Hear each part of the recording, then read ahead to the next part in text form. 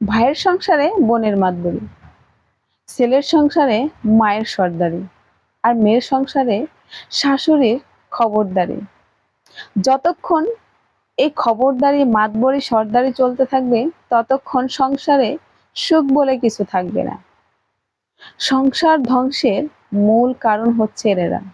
যতক্ষণ পর্যন্ত ভাইয়ের সংসারে বোনের মাতবরি থাকবে, ছেলের সংসারে মায়ের সর্দারি থাকবে এবং মেয়ের সংসারে শাশুড়ির খবরদারি থাকবে, ততক্ষণ পর্যন্ত সংসারে সুখ বলে কিছু থাকবে না।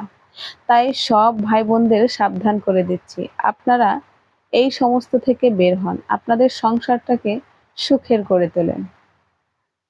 আপনি যতক্ষণ দুইজন থাকবেন, কোনো তৃতীয় ব্যক্তি আসবে না আপনাদের মাঝে, ততক্ষণ পর্যন্ত আপনার সংসারে কোনো ঝাই ঝামেলা হবে না। আর এই তৃতীয় ব্যক্তি হচ্ছে মা, বোন।